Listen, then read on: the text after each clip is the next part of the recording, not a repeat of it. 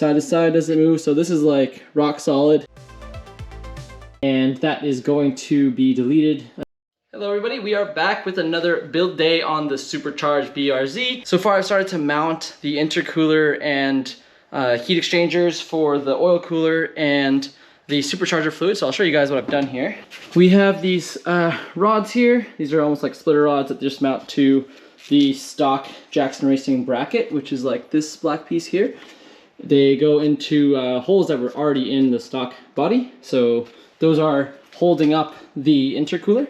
And then at the bottom of the intercooler, we have this bracket here that mounts to the unibody. And then there's two screws on either side that mount to the bracket holding the supercharger fluid heat exchanger and the set trab oil cooler. And then at the end of the bracket, we have the mounting point for the front mounted intercooler. So this is all sturdy now. Doesn't move. Side to side doesn't move, so this is like rock solid. I'm cool with this. If I look at it from above, it doesn't seem to be like cocked in either direction. I've tightened up the splitter rods here, so these guys won't move. As you guys can see, I still don't have my intake. I'm going tomorrow to Vin's house where we have the race car. I will grab my intake manifold back, install it here. Adam is fixing my alternator and bolt here for the supercharger mounting bracket, so that's also going to go, and then that should be everything I need for the rest of the install. Maybe I'll start to route the intake tubing so that once that's in place, then I can go and put the bottom panel back on, since I won't need to be doing so much work here. And if I need to like turn a wrench or something, at least that bottom plate isn't blocking me.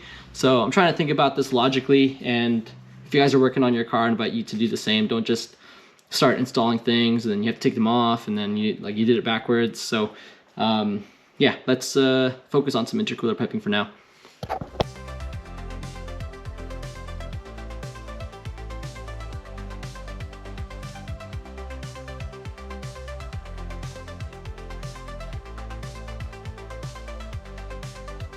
Continuing on, we have routed all of the plumbing for the supercharger fluid. So how it works is, this is the reservoir. At the bottom of the reservoir, the line goes to the filter. And the filter has a directional arrow. It's hard to see, but over here it says flow. And basically flow goes into the supercharger inlet, and it's conveniently labeled. So this one is out. This is the oil inside. So from the filter goes through, piping it in through here and around and into the supercharger. And then continuing on, it goes in through the supercharger, lubricates, does what it needs to do. The oil out then goes into the longer hose, and how I've done it is it goes through under the supercharger around the center of this rad support beam, which holds on to the hood latch. So through there, back around, through the back here, so that would be this hose right here, this guy, goes through, all the way into the entry side of the heat exchanger, and then, air goes past, cools down the supercharger fluid, out of the heat exchanger, and fluid goes through this hose, out of the heat exchanger, back into the top of the reservoir.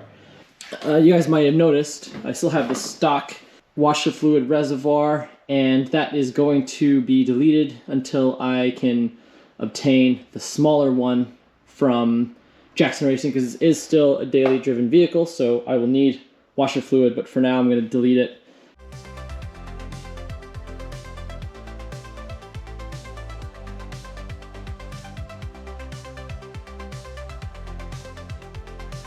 I'm going to stop here because I feel like I'm starting to slur my words and forget what I'm doing. So let's film an outro. Whew. So it's been a tiring build sesh, but a very, very productive one. Most of the plumbing has been completed and I'm very happy with that.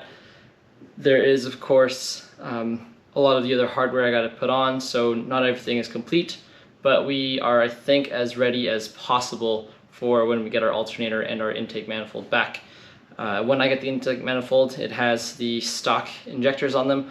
I will be putting, I believe they're DeatschWerks 700 injectors for the port injectors. So those are going to be on the fuel rail, and then we should be good to go. But it's like midnight. I feel like I'm going to pass out, so let's go to bed. Thank you guys for watching. I will have to double check all of the work that I've done because I'm so tired, and if you are sort of a night worker like me, that's probably something you ought to do, is just make sure you're awake, because at the end of the day, you're going to be driving this thing at pretty high speeds. If your fasteners aren't all done, you're probably not going to have a good time. Yeah, that is my reflection for today. We have finished a bunch of work. I'm pretty satisfied, and I hope you guys are too. See you on the next one, where hopefully we finally finish off all of the hardware on this, and then it's just a matter of testing. Who knows? So yeah, hit that subscribe button and make sure to go sign up for some track days so I can see you at the track. Bye for now.